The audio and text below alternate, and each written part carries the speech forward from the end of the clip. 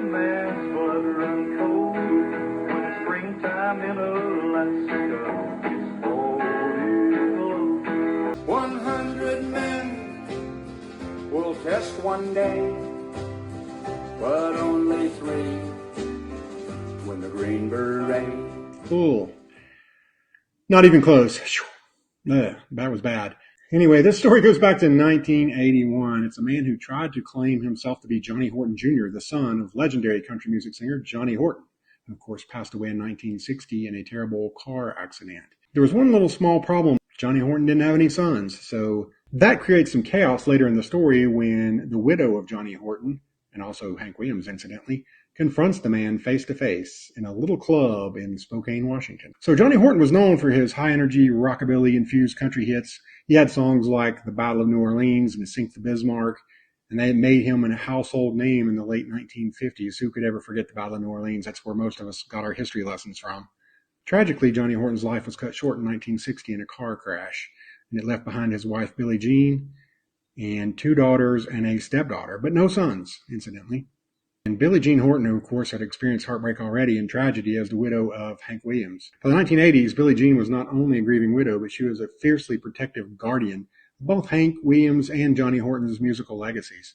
All the way across the country in Spokane, Washington, a singer was booking gigs under the name of Johnny Horton Jr. at a club called the Old Hanging Tree Tavern. He dressed like Johnny Horton, he sang Johnny Horton songs, and he claimed that the talent ran in his blood, although there was an obvious lack of talent in that department, as you saw earlier. But according to him, it was all because he was Johnny Horton Jr. He played in local venues and even made radio appearances. Audiences were intrigued, but the drummer in the backing band started to become very suspicious, and he tracked down the phone number for Billie Jean to verify the identity of the would-be son of the singing star. When this news hit Billie Jean Horton, it wasn't just seen as a harmless act. It was an unacceptable lie, so she hopped the very next flight from her home in Louisiana to Spokane. She didn't send any lawyers. She came in person to hit this guy head on. Billie Jean made it to the club, and she sat quietly in the crowd with her bodyguard, and she listened as Johnny Horton Jr. sang Sink the Bismarck, When It's Springtime in Alaska, and even an emotional original song that he had written in honor of his dearly departed father, Johnny Horton.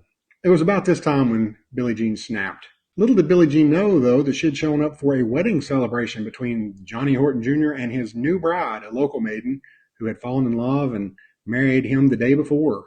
There was cake and the whole 9 yards. But Billie Jean could take no more and brought this sham singer into a back room. The confrontation was intense, but Billie Jean didn't make a big scene. She just made a big, strong point. She confronted the man directly, face to face, and demanded that he stop using the name. The imposter was later found to be a man named Larry Hopkins. He backed down and apologized, saying, "If I was wrong for what I did, for loving a man's music and what he stood for, then I guess I'm wrong. But I'll never do it again." But unfortunately for him, it was too late to salvage his freshly minted marriage, and his wife stormed out of the tavern, never to be seen again. About losing his wife, Hopkins said, I think she married me for the name, rather than for myself." Hopkins, oddly enough, could not be charged with a crime, but he did promise to stop using the name Johnny Horton Jr. And he faded into obscurity, or so it would seem.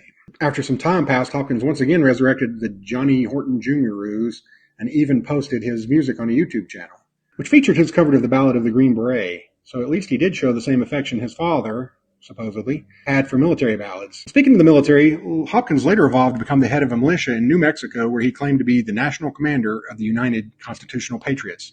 He was arrested after he held immigrants who were trying to sneak into the country across the border at gunpoint.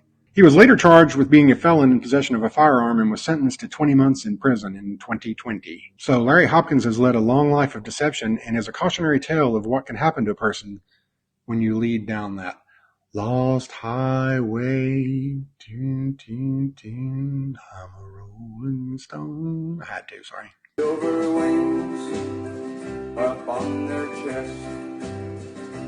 These are men, America's